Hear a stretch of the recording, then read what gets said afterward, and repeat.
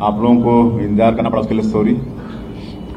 और आज जिस संदर्भ में प्रेस वार्ता आहूत किए हैं, तो इसमें हमारे रजत कुमार जी भी उपस्थित हैं, हमारे CPR रवि मित्तल जी उपस्थित हैं और उसका प्रेजेंटेशन हम सभी लोगों ने देखा है। और आज का प्रेस कॉन्फ्रेंस प्रगति डिजिटल प्लेटफॉर्म को लेकर है। प्रगति डिजिटल प्लेटफॉर्म मतलब proactive governance and timely implementation. आप सबको विदित है कि हमारे देश के यशस्वी प्रधानमंत्री श्री नरेंद्र मोदी जी के नेतृत्व में लगातार देश में सुशासन बढ़ रहा है और उसका असर एक एक देशवासियों के ऊपर भी देखा जा सकता है। आज की इस प्रेस वार्ता में ये जो प्रगति डिजिटल प्लेटफॉर्म है, एक ऐसा उपक्रम है जो केंद्र और राज्य सरकार की विभिन्न कल्याणकारी योजनाओं से जुड़ी है।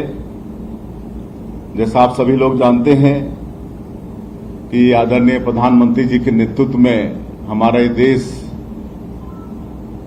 विकास के नए शिखर को छू रहा है और माननीय प्रधानमंत्री जी जो भी योजना लागू करते हैं उसकी मॉनिटरिंग भी खुद करते हैं और बहुत तगड़ी मॉनिटरिंग करते हैं और इसलिए उसका लाभ सीधे लोगों तक पहुंचता है। और आप लोगों ने देखा होगा कि चाहे वो प्रधानमंत्री आवास योजना हो, उज्ज्वला गैस सिलेंडर प्रदान करना हो, आयुष्मान कार्ड हो, जनधन बैंक खाता देना हो, हर घर में स्वच्छ जल पहुंचाना हो, जल जीवन मिशन के माध्यम से PM जनमन जो PVT जी हैं उनके लिए योजना चलाना हो, सभी का लाभ लोगों को मिल रहा है। और यदि नीति और नियत दोनों अच्छी है तो निश्चित रूप से उसका लाभ जनता को मिलता है। और माननीय प्रधानमंत्री जी ने 2015 में उनके नेतृत्व में ये डिजिटल प्लेटफॉर्म प्रगति का शुभारंभ हुआ है और इसका लाने का उद्देश्य ये है कि पहले घोषणाएं हो जाती थी कामों के, लेकिन वर्षों तक या तो शुरू भी नहीं होता था काम या कई वर्ष पूरा होने में लग जाते थे।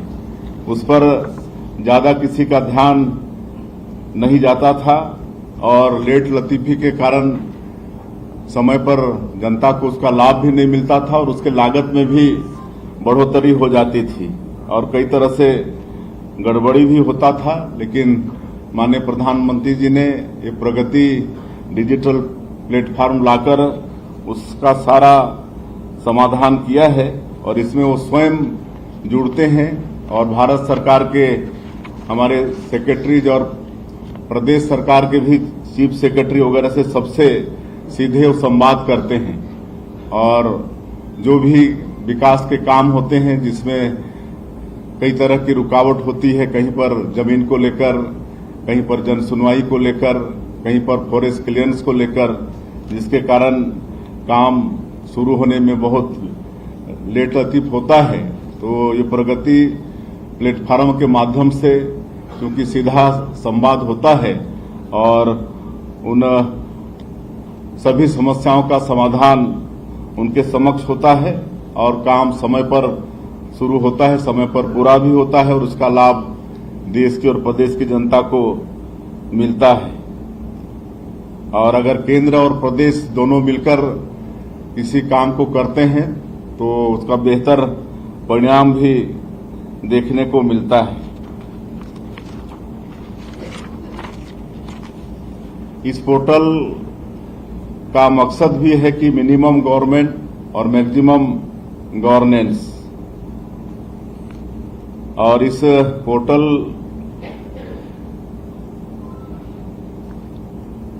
के अंदर में 85 लाख करोड़ लागत के कुल 3,300 परियोजना इस प्लेटफार्म के अंतर्गत शामिल हुए हैं, जिसमें एक देश एक ration card, PM Jan Arogya Yojana, PM Awas Yojana, PM Svanidhi योजना, स्वच्छ भारत मिशन जैसा 21 योजना इसमें शामिल है। बैंकिंग, बीमा, रेरा, जनधन योजना, मातृत्व वंदना समेत 36 सेक्टर में शिकायतों के निवारण को प्रगति के जरिए देश में बेहतर बनाया गया है और प्रगति के तहत 377 परियोजनाओं की समीक्षा भी की गई है और इन परियोजनाओं में पहचाने गए 3,162 मुद्दों में से 2,958 का समाधान ये प्रगति पोर्टल के माध्यम से हुआ है। रेलवे की बात करें तो 427 प्रोजेक्ट में 1,568 मुद्दे सामने आए थे। इनमें भूमि अधिग्रहण, वन, बिजली, कानून व्यवस्था तथा निर्माण कार्य की मंजूरी से जुड़े विषय शामिल थे, जिनमें 1437 मुद्दे प्लेटफार्म के जरिए हल किए गए। तो ये सब फायदा प्रगति पोर्टल के माध्यम से हो रहा है और इस पोर्टल से अकेले रेल मंत्रालय में पिछले दशक में पूंजीगत व्यय में 370% की वृद्धि दर्ज हुई है। सड़कों के निर्माण कार्य में 3 गुना तेजी आ गई है इस पोर्टल के माध्यम से। जहां पहले 11.6 किलोमीटर सड़क प्रतिदिन बनती थी, आज ये पोर्टल के सहयोग से 34 किलोमीटर प्रतिदिन सड़क का निर्माण संभव हो रहा है। सड़क परिवहन और राजमार्ग मंत्रालय की 1463 परियोजनाओं में 2,095 मुद्दे आए, जिनमें 1968 मुद्दों का समाधान किया गया। प्रगति के प्रयासों से 458 परियोजनाएं क्रियान्वयन के स्तर पर आ चुकी हैं, वहीं 937 पर काम चल रहा है। बिजली मंत्रालय की 416 परियोजनाओं में 885 मुद्दे सामने आए, जिनमें 803 का समाधान प्रगति व्यवस्था के जरिए किया गया। इनमें 237 परियोजनाएं क्रियान्वयन के स्तर पर आ चुकी हैं, 108 परियोजनाओं पर काम चल रहा है। तो इस तरह से प्रगति पोर्टल के माध्यम से देश और प्रदेश में निर्माण कामों में तेजी आई है। छत्तीसगढ़ में वर्तमान में 99 राष्ट्रीय अवसंरचना परियोजनाएं संचालित हैं, जिनमें कुल 6.11 लाख करोड़ रुपए का निवेश किया जा रहा है।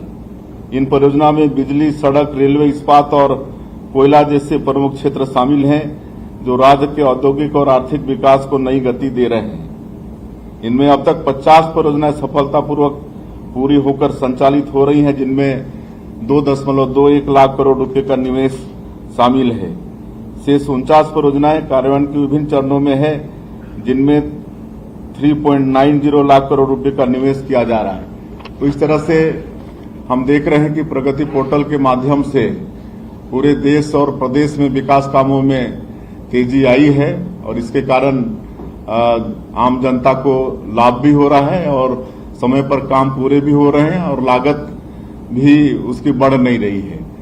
और ये सब के संदर्भ में आप लोगों को पीपीटी भी मिल गया है और ब्रोशर भी दे दिए हैं, उससे पूरी जानकारी आप लोग ले सकते हैं। तो आज इस प्रेस वार्ता के माध्यम से ये जो प्रगति पोर्टल है, इसी के विषय में आप लोगों के माध्यम से प्रदेश की जनता को जानकारी देनी थी, इसलिए आज का ये प्रेस कॉन्फ्रेंस आहूत किया गया था। धन्यवाद। 6.11 लाख करोड़ रुपए की जो इन्वेस्टमेंट छत्तीसगढ़ में हो रहा, 31 तारीख को दिसंबर में जब इसकी बैठक हुई, उसके बाद विपक्ष इसको बोल रहा है कि